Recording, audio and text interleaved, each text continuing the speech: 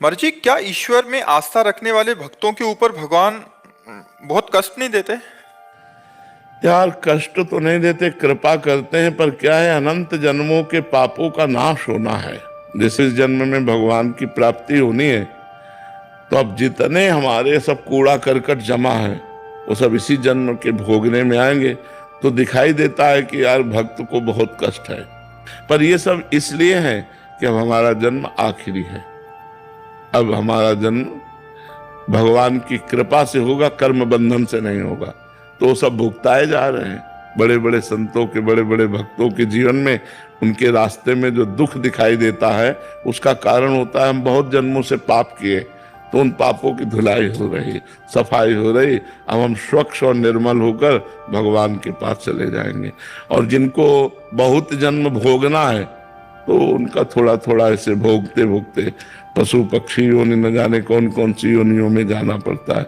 लेकिन जो धर्म से चलता है, सत्य से चलता है, उसके पापों का नाश होकर वो परम पवित्र भगवान की कृपा को प्राप्त होता है। इसलिए प्रायः धर्मात्मा पुरुष को दुखी देखा जाता है। जो धर्म से चलता है उसमें समस्या ही समस्या दिखाए। और जो पाप है, इसलिए समस्या नहीं कि अभी पाप कर रहा है, अब अनेकों जन्म भोगेगा, अनेकों जन्म, बहुत लंबा सफर है, इसलिए उसे थोड़ा थोड़ा भुगताया जाता है। और जिसका आखिरी जन्म होता है उसे सब पूरा हिसाब करवा के थोड़ा थोड़ा और भगवान के पास भेज दिया जाता है। पर इतना आनंद दिया जाता है हृदय में कि दुख का प्रभाव नहीं पड़ता। दुख का प्रभाव नहीं पड़ा। अगर दुख का प्रभाव पड़े तो हम प्रश्न उत्तर दे ही ना पाए, हम परेशान हो जाएं। पर भगवान कृपा किए रहते हैं, तो जैसे समुद्र की तूफानी लहरों को उसका तट रोकता है, ऐसे भगवान की कृपा दुख को रोके रहती है। दुख है, पर वो इतना विचलित नहीं कर पा रहा कि कुछ सेवा न बन पावे। यही भगवान की बड़ी कृपा है। मर्जी, हम जैसे विपत्ति को नष्ट करने के लिए अगर कोई विधान का ज्ञान आप दें तो महाराज जी। हमारा तुम्हारा तो भगवान के लिए भजन होगा, भजन। और जिनके यहाँ पुत्र भगवान बनकर के आ रहे हैं, देवकी वसुदेव भारी विपत्ति में है न, ऐसे महापुरुषों को तो राजमहलों में परम सुख से संतान प्रकट करना चाहिए, लेकिन संतान कहाँ प्रकट हो रही। कितना भारी दुख है देवकी वसुदेव जी को, कितनी भारी विपत्ति है। मतलब घोर राक्षसी स्वभाव वालों का पहरा है, हथकड़ी बेड़ियां हैं, और जो पुत्र पैदा होता है वो कंस के पास ले जाते हैं और कंस उसे मार डालता है। 8वें में भगवान आए, पर भगवान भी जब आए तो हथकड़ी बेड़ियों के अंतर्गत ही आए। हथकड़ी बेड़ियां जकड़ी हुई हैं उस महापुरुष के, और भगवान सामने खड़े। हरि तेरी गति लख न पड़े।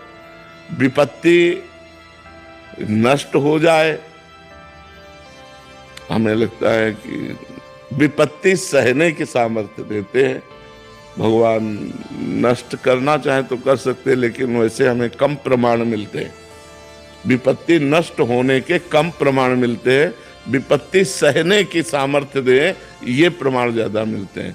अब जैसे दुशासन द्रौपदी जी के केस पकड़ करके महल से ला रहा है। द्रौपदी जी क्या भक्त नहीं है? पहले से उनका देख लो भगवान से कितना प्यार भरा संबंध है। क्या सर्वज्ञ भगवान नहीं जान रहे? जान नहीं रहे? महल से जो ही केस पकड़ा उसी समय भगवान जान रहे, लेकिन तब तक वो चुप रहे जब तक द्रौपदी ने पुकारा नहीं। अन्य आश्रय था पांडवों का, भीष्म जी आदि का, जब सब आश्रय छूटा, पुकारा, तो यही भगवान वस्त्र बन गए। तो हमें लगता है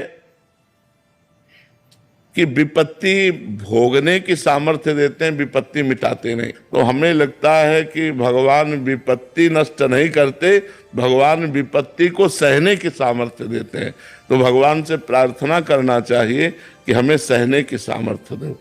सहने की सामर्थ्य देंगे, व्यवस्था कर देंगे, और हमारा भजन करो और हमारे पास आ जाओ। तो हमको जैसा लगता है कि भगवान विपत्ति में सहयोग देते हैं, विपत्ति में बल देते हैं, पर विपत्ति हट जाए, मिटिया मेट हो जाए, ऐसा हमने भक्तों के जीवन से नहीं देखा। भक्तों को बड़ी विपत्तियां सहनी पड़ी हैं, सहनी पड़ी है। भक्तों ने विपत्तियां मांगी हैं महाराज जी। आप भी कभी कभी बोलते हैं कि ये किडनी रोग न होता तो ये स्थिति नहीं होती। आप भी काफी बार सुना है। भगवान, हाँ, भगवान का विधान होता है।